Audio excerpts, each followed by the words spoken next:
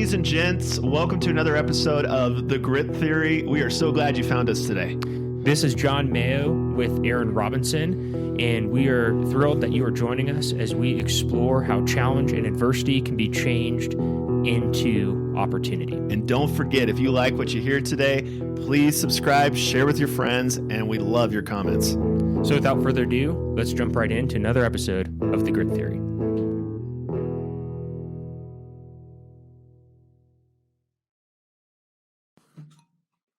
Hello, everyone. Welcome to the Grit Theory podcast. My name is Aaron Robinson, your host with John Mayo. We are a podcast that is just starting as our first inaugural run. So we're playing with equipment here. Give us grace. We are a podcast that really explores the grit in each and everyone's story. Grit is an attitude of by which we attack problems.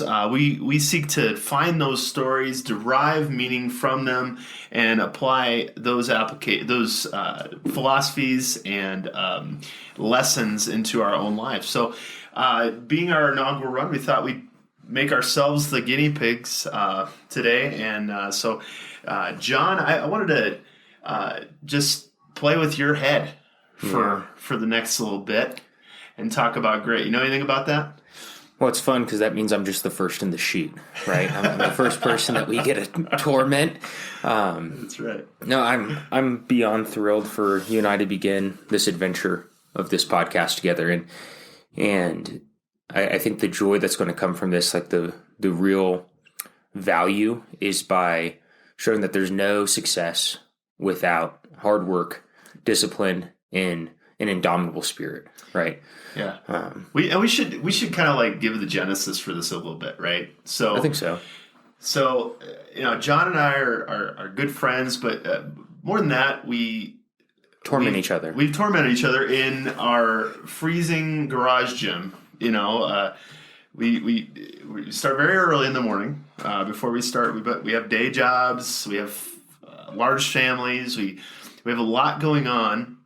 And really, frankly, a lot of excuses not to do a podcast, not to get up and do work and those kind of things. Mm-hmm. So we need those constant motivations. Like we're almost talking ourselves out of being lazy every day. I feel like in the gym, like giving us like anti-excuses for, hey, why is it that we're subjecting ourselves to uncomfortable things all the time? And beyond, it's not just working out in the gym. Nobody really loves working out until you do it enough and you start to see the value of it.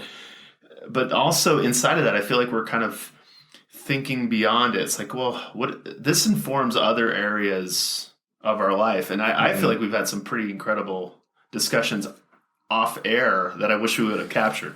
Yeah, I think the workout is, for the physical benefits, maybe 20% of the pie, right? Like when you and I are going out chasing that 1 degree, because it's 1 degree Fahrenheit, right? Like real temperature. And we're like, let's go find that sucker, Like there's nothing truly great about that physically, but mentally and relationally, it's powerful. And I think that what we do when we get to work out together, or when we get to do ventures like this together, is we're gaining territory on excuses, right? We're taking ground. A year ago, working out was not really an option. And now we're working out consistently. And in addition to the working out consistently together, we're having conversations that have led to us doing this podcast. And you mentioned grace earlier. Yeah, we're going to need that. We're figuring out, it took us like an hour and a half to figure out how to plug these mics and the headphone in. So I can't wait to see what episode 100 looks like, where we're like set up, good to go.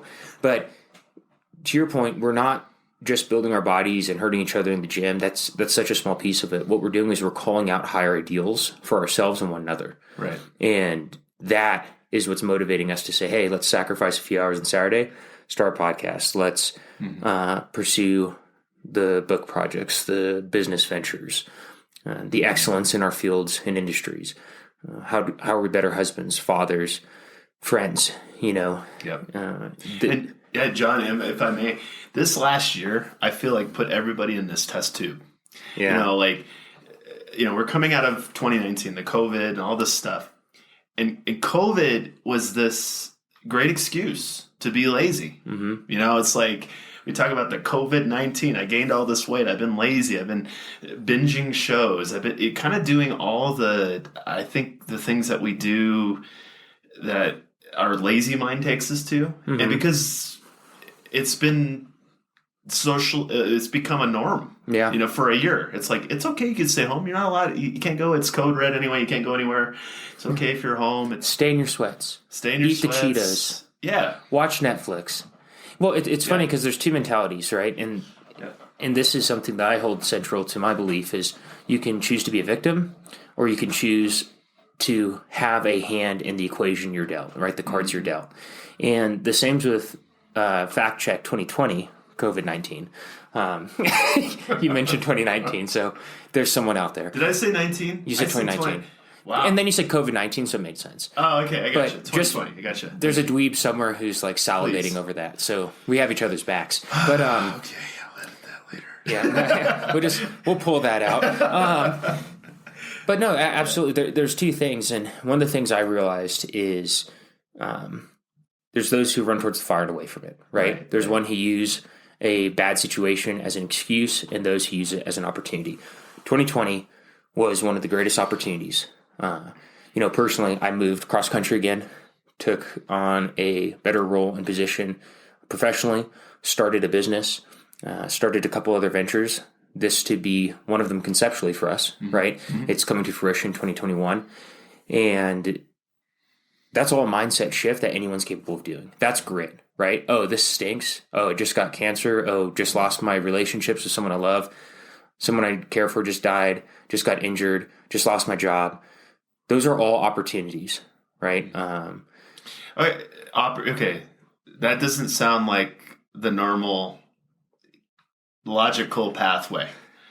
A relationship that's breaking, a job loss, is an opportunity. Why? So I think this is part of a mindset that you develop, right? So Viktor Frankl, who was a Jewish doctor from World War II era, survived Nazi internment camps and things like that. He has a lot of beautiful things just on the human will and spirit, right? One of his quotes is that between every stimulus and reaction is a gap. This is a loose quote, and within that gap is the power and freedom of choice, right? And you can pull on that thread to like Jocko Willink's extreme ownership. 95% of everything that happens to you is within your control, right? Your response is within your control. Got cancer, you choose your response. You wallow and die, or you live and fight till you die, right? Mm-hmm. But you get to choose how you're going to live and respond. And to me, it's that mindset shift. So I agree with you. It may not be what most people consider normal, but I'd much rather live in the driver's seat of my life of saying, hey, this terrible thing just happened. That's an opportunity. Why? Because maybe I was stuck in a position that was unhealthy and I didn't have the strength or the foresight to get out of it. Right. But now I'm in this opportunity to be in a much healthier place that can be much more productive and add value to my fellow man and myself. Right. I don't have that vision right now, but a few months from now, if I use the time well, I may see that.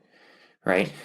We'd like to develop that too, because there is a shift. It doesn't have to be for the rest of your life. Like, I have to turn on this muscle of grit or discipline. It's something that can be learned if done consistently.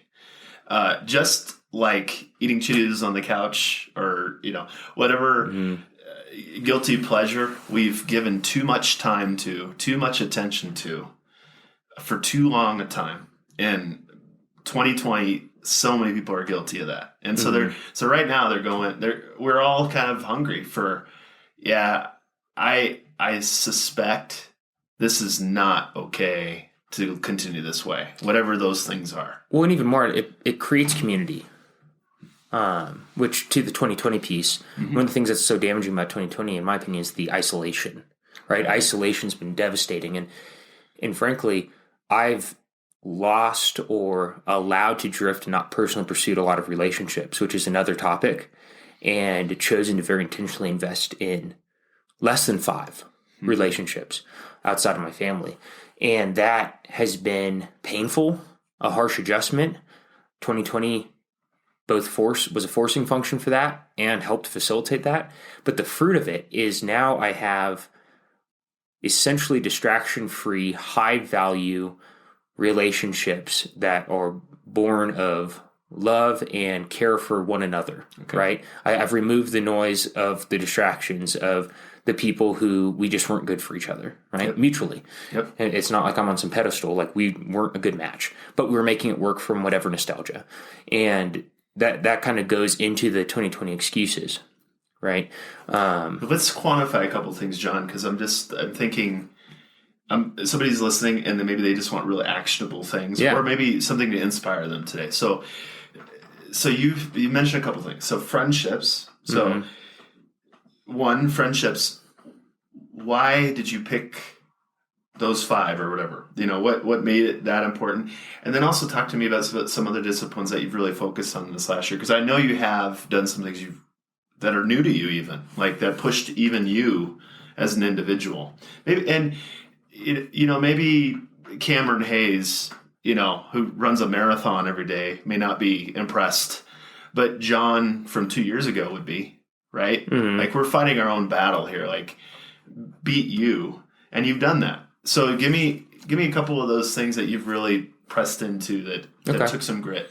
Yeah, so to start with, earlier you're saying, grit's not something you're always needing to apply. Mm-hmm. It's like any skill set, right? Mm-hmm. If you can change the oil in your car, you change the oil in your car when you need to, right? But you know how. So I think that grit or tenacity, choosing to not yield to pressure, right, is just as important as any of the other skill sets you develop emotionally, right? When the storm comes, can you survive it, right? It's not always storming. The storms may be change of variety, right? But that to that point, I agree, and we've had a lot of discussion on that, right? It's like, well, why do we want to run in 1 degree and then hit a gym where we need gloves to not get frostbite? Well, because I'm not well mentally. That's the first thing. I'm not well. But the second thing is when you start your day like that, any challenge we face during the day is already put into proper context, right? It's like just when you go through or live a life where your job puts you in harm's way and you can lose your life or your friends or experience significant harm. And then you're dealing with, human resources or interpersonal issues. You're like, this is peanuts, right? I'm going to go home unless I get hit by a bus tonight to my family. Nothing in my job is going to put me at risk of death. And so to me, it's the perspective that comes with grit. And to answer your question, friendships and disciplines this last year, I stopped the friendships piece. I didn't really select. I had an idea of who I was going to continue journeying with tightly, right? But I just stopped clinging. I stopped fostering and really reaching out intentionally. I have a habit of, I kind of have a system where people whom I like to keep in contact with, I don't go more than 2 to 3 weeks without contacting them. And I've just built this habit. And I just stopped doing that with everyone and watched what happened. And kind of stopped watering the lawn, as it were, right? I stopped watering the lawn, and I saw what survived, what I wasn't just artificially keeping alive. Right. And whoever kept it going, I returned fully, right? Probably a bit more. And that's through that process of the year, people continuously dropped off and dropped off and dropped off. And now it's, like I said, that's probably 3 people outside of my family. Yeah. So, going into 2021, that's gold right there. Like, if we all self-assess, who are the real friends, like maybe defining friendship. And it sounds like one of the defining characteristics is it continues to grow, even if I don't water it all the time. And so all of us have like that great friend we've had years ago, and we pick up the phone and it's like it is the same as which it is always separate. has been. Yeah. Right. Yeah, that's a different set of friends, but because it's already gotten to that status, it kind of always will be, but you've chosen intentional friendships now with that same characteristic. It's got to be something that is life-giving continually. Yeah, to use the lawn analogy, it's more like we have a shared lawn. Who else shows up to water it? Oh, okay. Right? Yeah, because it's like, I just need it to be somewhat a two-sided effort. Right? To see that the value's there. We're both working it. Yeah, we're both working it. Yeah. And what's interesting is, honestly, I think a lot of people have inadvertently experienced this through 2020 and through the isolation. Who stuck around with you? Yeah. Right. There's probably some pretty clear indications on the wall of who your true friends are to some capacity, more clearly than in 2019. Okay, and I see that I'm going into like a potential deep dive. So we'll have to come back to that in another show. But so we got friendship. Give me another thing you've kind of focused on. I think the disciplines this last year have been evolving. Yes, like some of the disciplines I've really focused on. Well, my partner and I are starting a business called Source Solutions Limited. Pretty excited about our first product. Should be coming available to the public in a few months, so we'll probably get to talk about that when we get there. But that sparked a lot of change. I was working on a book before that, and this is just a short back story to lead up to this, right? Mm-hmm. So working on a book for years. You and I actually started that effort just over 3 years ago. 3 years and 5 months. And it's ongoing for both of us. So we have work to do. But I realized I could put into action the things I wanted to write about at that time, and started this business, have been working on it every single day since, not a day missed. And that consistency started to fuel other aspects of my life, right? So that was kind of step one, a big step one. And then step two, as far as like going from good to great on discipline, because I think I was fairly consistent before on pursuing goals and things like that. But I started doing daily challenges with fitness. I realized I was really hurting from training sessions and stuff in ways that I was like, this is not going to be good 20 years from now. I was training 3 to 5 times a week. It wasn't enough. So made up a couple 21-day challenges. The first one just deadlifted every day. The second one, I deadlifted, overhead pressed, and ran a 5K every day. And now I'm on day 32, I think, of a 100-day challenge with a 5K run and 10,000 plus pounds lifted per day minimum. And the reason I keep doing that goes back to you and I working out. It's not the workout that does it for me. Like I got 3 hours of sleep last night. I had a meeting for SOAR Solutions, started at 10 p.m. because my partner's in Germany. It went until 2:35 a.m. I went to bed at by 2:50. I was up at like 7 or something. So it was like 3 hours and change, and I hit the road running. It was miserable. I felt broken this morning. And it's like windy and cold out. Just to point that out. Comparatively, 34 degrees feels warm, but it was windy. But the value of it doesn't come from the fact that I run this morning. I'd much rather have taken off, but mentally it prepped me for this conversation, and it shaped my day of, hey, I'm going to show up, do what I need to do for our ventures, do what I need to do for my family, and do what I need to do, period. And that's where the value of, no matter what I'm feeling, I'm going to show up and do it. And it starts with that very primal urge not to go into the cold and dark in the morning, but to do it anyways. Right. Where does that come from? I mean, it's sideways snow outside. Mm-hmm. It's going to be uncomfortable. Mm-hmm. Even relatively, because even if you've had a cold day, like this is exceptionally cold. This will push even my limits. Yeah. What's pushing you past that barrier? So I think that there's an evolution of thought that gets you there, right? And initially, I think it's just that I'm not good. Like I need to prove to myself I'm not going to quit and I can do this. At this point for me, when I look outside and it's in the negatives and there's 20-mile-per-hour winds and I know that I need to wrap my face or I'll get frostbite and it's going to be brutal, it's almost more of a rebellion at this point. Yeah. It's like, I'm going to go out and do this because I know that those people who drive by during this are going to think I'm not well. And I can prove to myself that nothing's going to stop me. I love John calls me up and he tells me, hey, someone stopped today. And he was excited about it. Like someone stopped because they were genuinely concerned he was in trouble. He's running out on the countryside miles away from home. And in most scenarios, that probably would have been merited. Like, this guy's probably in a lot of... But you chose to do this. Like, the darkness was that way, and you chose to go into it. Yeah, and it's not a unique thing I've created, right? I'm just following in the path of... I'm standing on the shoulders of giants. On people who have, like, pioneered the consistent...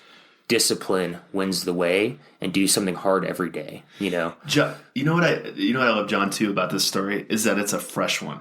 Like, I'm just thinking of someone coming in, and hopefully this isn't you, but you're going, I could do that. I've done that many times. But is your story old?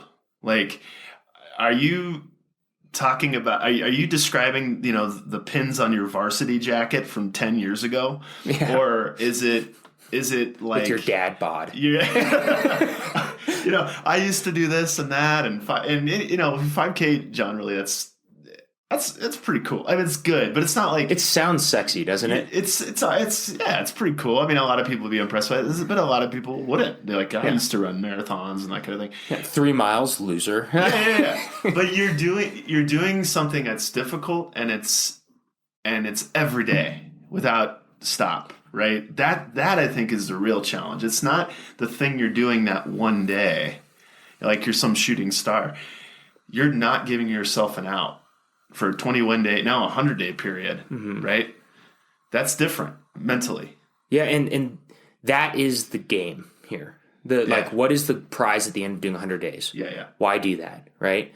It's not it does sound cool to say, 500K ran, right? Over 300 miles and over 1 million pounds lifted. Like, that's neat. No one cares.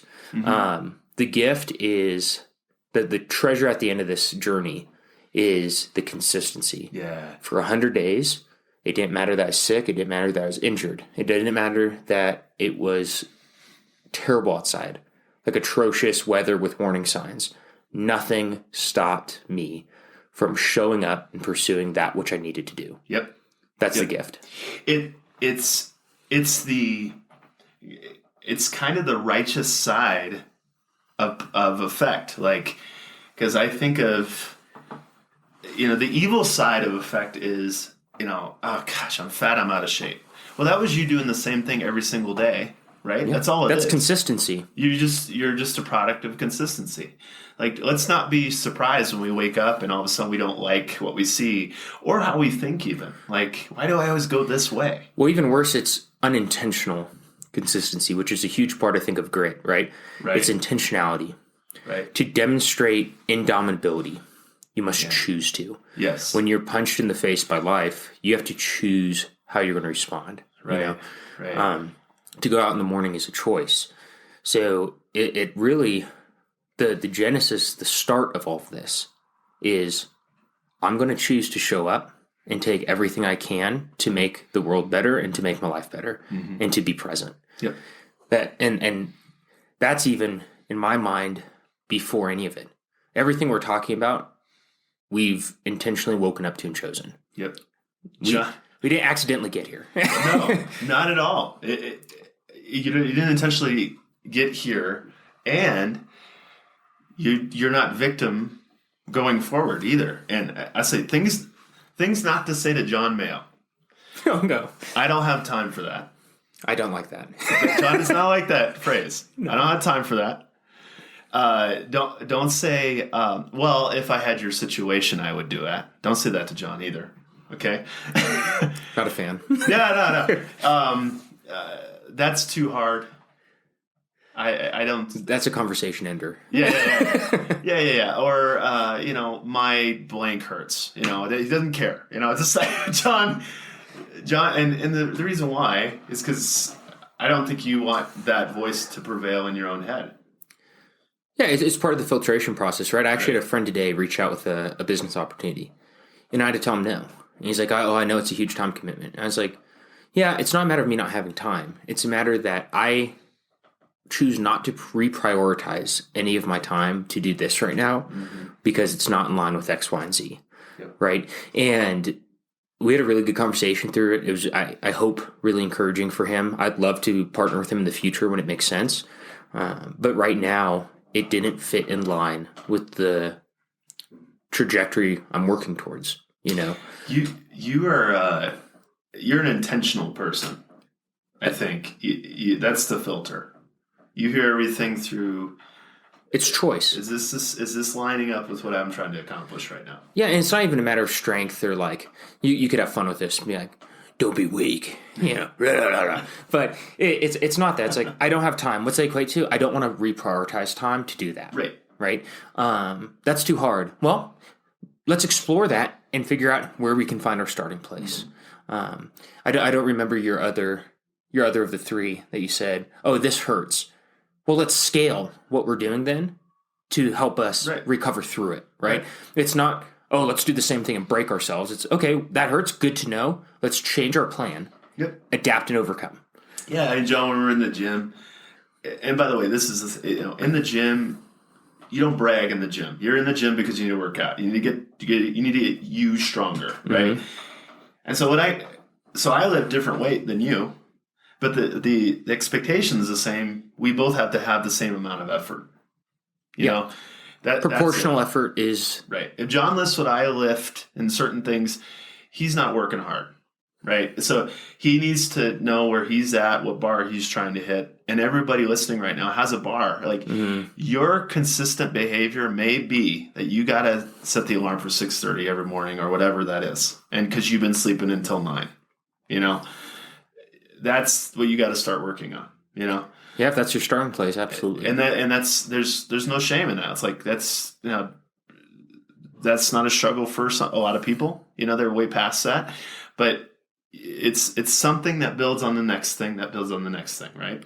Well, I think it starts with pursuing your ideal, right? We, at least me, as a person, I will pursue something I want with 10 times the effort of anything else. Yep. So being very careful to define what I want and to put it in terms I cannot negotiate past is probably one of the greatest common denominators on showing discipline or focus elsewhere, right? Yep. I love adult beverages, tasty beverages, right? I enjoy them. I am continuously reassessing my relationship with them in relationship to what I want to accomplish, because there's things I want to do that are so much more valuable to me than having a relaxed day with some beverages. Right. So I'm very intentional when I allow it. And I have 4 little humans, right, who are going into a contested and crazy world after me. And I only have so much time to affect as much positive change as I can to continue to help us all out, to the best I can. Because we all have caricatures of our own dad even growing up, and we didn't pick up every single thing they did, but we did see them. We watched them, right? And it's like my dad was, maybe for some of us, my dad, he just sat on the couch, he did, that, and that was his contribution to your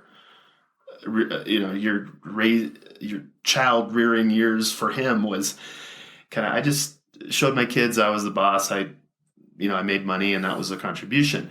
But maybe it's like really self-assessing, like, hey man, they're watching like how I exercise. They're watching how I talk to my wife. They're watching everything. They're watching how I get up in the morning. They're watching if I'm getting fired from my job all the time. I mean, there's things that should affect us that we need to fight for. Yeah, and 2 things on that. Yeah, because 2 things really scream at me right off the front. If you had a dad, right, yeah. Whether they were in the house or not, and they were in the house and not present, or they weren't there, for whatever reason. That the lessons you learn from that person before you still are sought out. But to me, what that really is a call.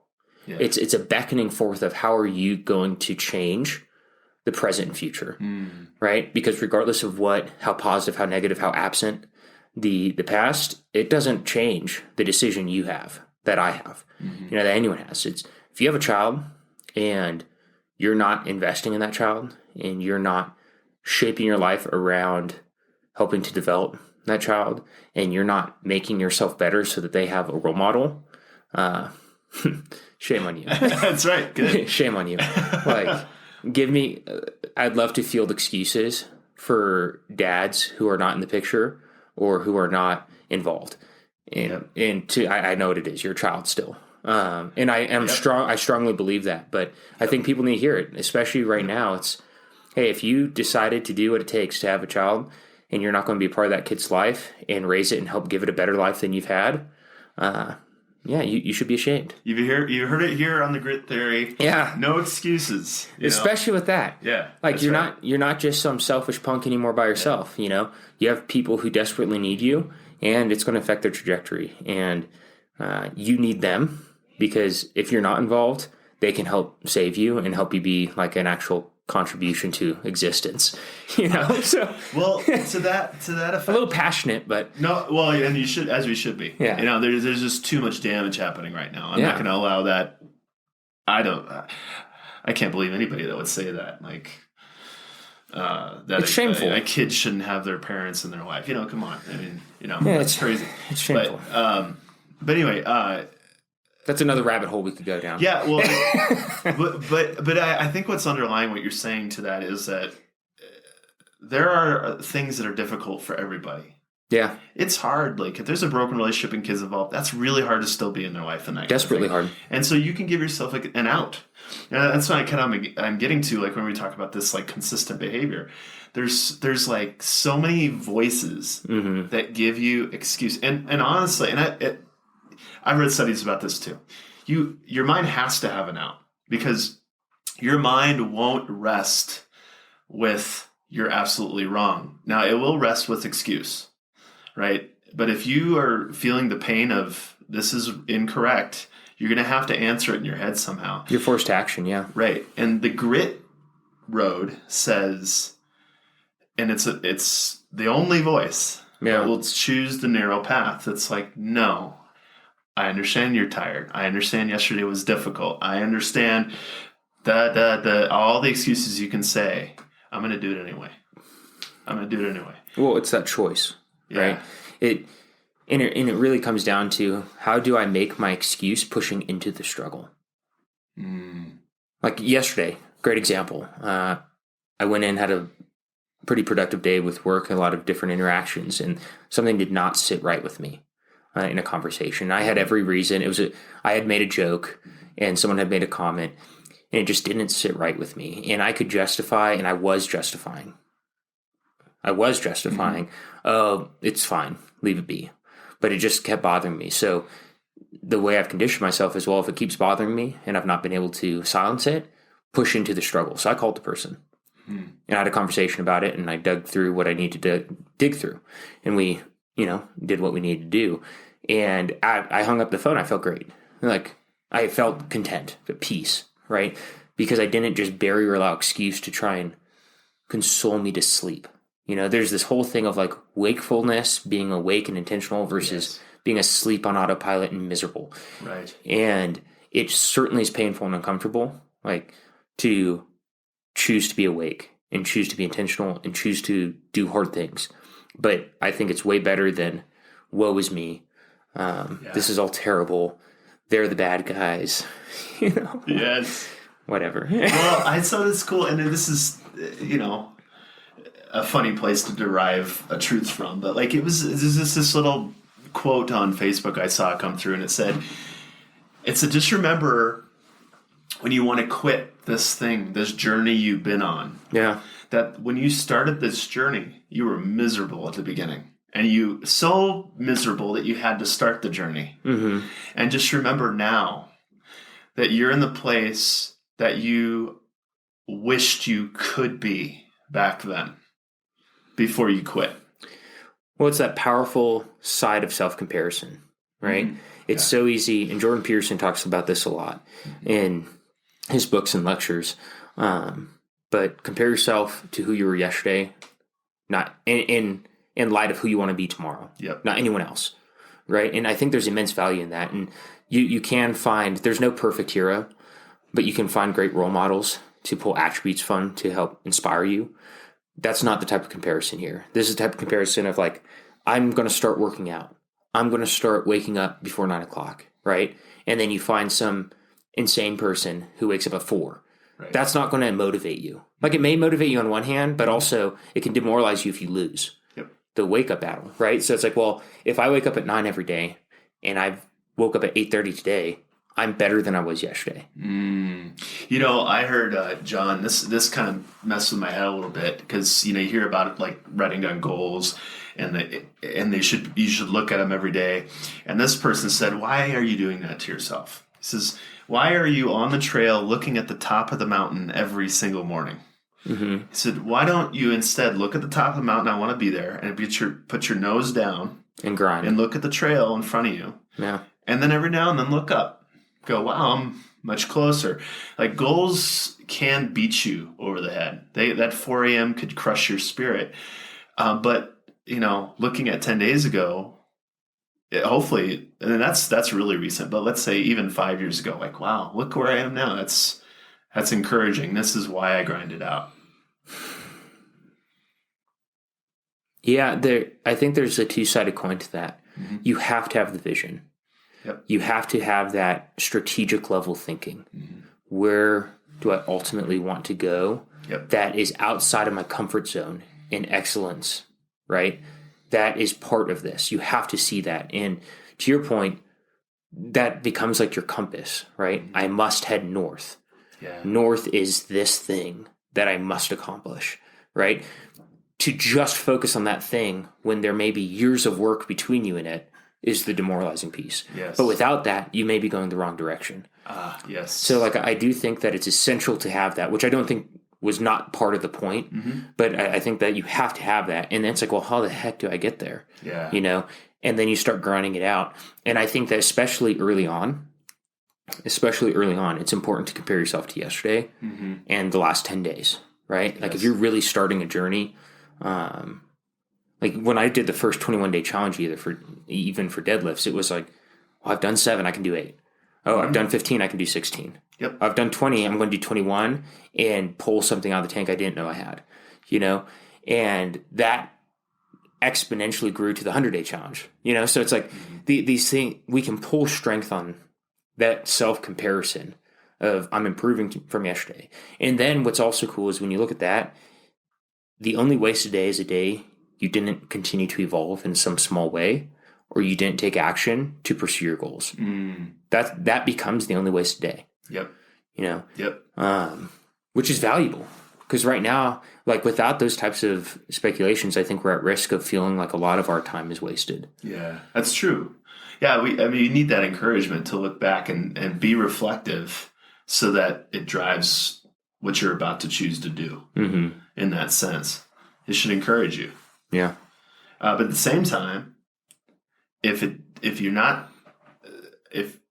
you're definitely going to see change if you're consistent, right? I will say that, but I will say if you look back, and I've used the analogy with you before. It's like marbles in a jar. It's like the yes and the no the jars, which has more marbles for the choices you want to make. Mm-hmm. And you may look back and you may be discouraged because you see the no's outweigh the yeses. Well, that's also a motivator. It's like, okay, you fell off the horse. Like, don't quit. I think it's what most people do. It's like, so you see, I'm the type of person who can't do a resolution or can't do a goal or whatever. It's like, well, are you going to accept that? Because that's a long time to live believing that you can't accomplish anything, that you'll just quit on it. Well, that just goes back to excuse-based thinking. Right. Because I failed, I have an out now. Yeah. Oh, this is who I am. Yeah. Well, no, you just chose I'm a quitter. I can't do anything. Which is a choice. Yeah. Like at that moment, you choose to take on that identity. Things to not say to John, I'm a quitter. I don't have people like that in my life. I don't. Yeah. Yeah. When you're going to get annoying fast. If you're that person who wants to really accomplish, and you're really focusing on those things, you're going to get haters pretty quick. And don't be surprised by that.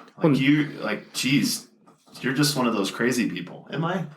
Negativity is contagious, right? Yeah, you experience this. We talk about this all the time. Like it's so pervasive. Right. And all this stuff about, shrinking the circle and being intentional and growing your discipline and being consistent, it does not mean that you don't go through terribly hard things with people. Right? That's where the grit shows up. There are challenges that you and I have walked through. There's challenges that some of that inner circle and I've walked through that are devastating. They're draining. There's times I'm pouring everything I have with no return into that relationship. Right. But that's okay, because the relationship is not supposed to always just be beneficial. It's supposed to be a union of greater strength. Yes. You can go faster alone or further together. And it's like, well, who are you going to travel with? Yes. Right? Because there's going to be times where they're licked and they need their wounds mended. and they need protected. And there's going to be times where I'm going to need the same thing. That's right. And that's where you want to invest. That's my motivation for investing the energy so carefully is when I'm beat up, I need to have those other men in my life who I know will come around me and do for me what is needed as I'm able to do for them. And that's why the intentionality matters, because otherwise I'm pouring myself out and I make it 10%. Only 10% of those dudes care. Yep. Right? I'd rather just really strengthen that 10% and have the richness of that and learn to be comfortable with myself in the silence. Yes. Which is not easy. Yeah. You know? I love it. It's hard. It is amazing to have that friend who's just like, I don't know what happens in your brain, but like, if I were alone looking at that challenge, I'd be like, I'm not today. Mm-hmm. But boy, if that buddy's standing next to you, whether it be physically or just in pact with you, it's like, I have to do it. It's, if not for me, I'm doing it for the covenant I made or the promise I made, you know, whatever it takes. But it's amazing. I love what you said. That's so quotable. Faster alone, further together. Yeah. And that is a quote that is not mine. Yeah. Right? There's a lot of cultures that have accentuated that. Yeah. It's one of those like central human truths that seems to come up everywhere. But it makes sense. You know, like if someone jumps me and I have a buddy there to help ward that off, I'm in a much better shape than if I'm alone. Yeah. You know, so it's just like, but who are you traveling with? Are they going to turn on you? Yeah. Are they going to have your back? And I think that goes into it. And it's all the more important. It's desperately important, period. But it's all the more important when you have others who rely on you. That's right. You know? That's right. This is good. So we've hit intentionality. We've hit the discipline. We've hit excuse mentality. I mean, we've covered a lot of ground today. But overall, it's grit. It's choosing to do something anyway when it's difficult. And we got into the why a little bit because we can't concede to be what we were before. Like we don't want to be that anymore. We're always growing in something, or we don't want to escape into a poor mentality, or you know, whatever that is. But as we've talked about coming out of 2020, a lot of those people who are deciding maybe for the first time, you know, it's like, hey, it's time to kind of make war. Yeah. In some areas of my life, right? Well, there's a lot of different ways we could continue to have this conversation. But one of the ones that has affected me the most powerfully is the simple idea of if you're on your deathbed and the best version of yourself walks up to you and you're about to die, how painful is that gap going to be? You know? And like, what are they going to say to you? Like, shame, right? Look at what you could have been. And you squandered it. Now die, right? Right? Or like, hey man, pretty dang close. Good job.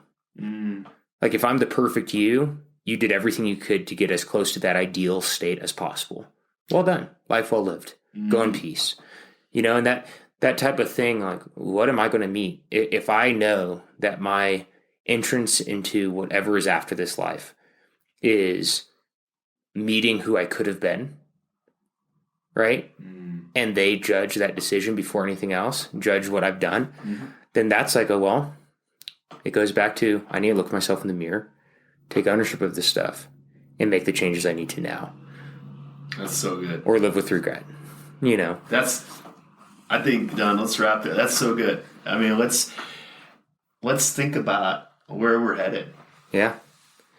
Well, if we continue what we're doing every day. Well, with that, you know, what's exciting is next time you're in the hot seat. So prepare thyself. And, I'm excited. You know, to the grit and starting new ventures, I think one thing that we could swiftly continue the landing of the plane, like we're descending right now, is you have to create a force function no quit before then date, right? On ventures. Right. Like for us, we've done that for this. Yep. We've decided if this venture of this podcast this journey is going to exist, we will not terminate it before a certain number of podcasts so that we have the true full attempt to see if this is valuable or not. And, but that's true of fitness, of anything. And when you combine that with the other things we talked about, I think you really set yourself up for success of, like, if you struggle with commitment, you're like, I want to do a 30-day challenge, but I will not allow myself to stop before 10, no matter what. Right. And then if I want to terminate it, I will. Yeah. And you give yourself that freedom, and you get to day 10 and you do it, and you're like, I've done 10 days. I've never done 10 days. It's just all feeds to fueling the hope of who you can become. Yes, absolutely. And I hope that what my big dream is that as we continue, we're going to stumble upon some pretty incredible stories. Yeah. That we ourselves want to be inspired by. We call this grit theory because the theory is that there is unlimited possibility when you decide to push past those barriers of excuse, of difficulty, of whatever villain is standing in your way, and you can push past that. You can do incredible things in your life and for the world. Well, to that, we want to become indomitable. That's right. We want to equip and empower others to become unstoppable. Absolutely. That is the purpose of this. Let's honor those who have overcome insurmountable odds. Yeah. So that we can all be encouraged. Yes. And continue forward. John, it's like when you taste that sweet taste but boy, I did it. Man, I didn't. I severely doubted myself. I didn't think I could do it. I did it. I did it. You can't keep quiet about that stuff. No. Like, you're going to tell 10 guys, even if they don't want to hear you. But you hope one will go, you know what? I think I'm going to start making some adjustments. And even if you don't have the opportunity to share it, but you continue, it fuels the next progression of that, the next cycle of that. And eventually your actions begin to call out the attractiveness of that to others. Yes. And they create the opportunities for you to begin sharing. Yeah. Yeah, that's right. So you're right regardless. It's just a matter of maybe time and scale. That's right. But it will come. We're going to go find those other torchbearers out there that are, going into the darkness, and they've discovered some pretty incredible things about who they are. Let's create a community of encouragement for those who refuse to say no to the challenges of life and press in. Love it. Here we go, man. Yeah, this is the beginning. This is fun. Thanks for joining us, guys, on this podcast today for the Grit Theory. Thank you, friends and family that are supporting us right now, and we look forward to many more wonderful discussions with you. Take care. Bye-bye.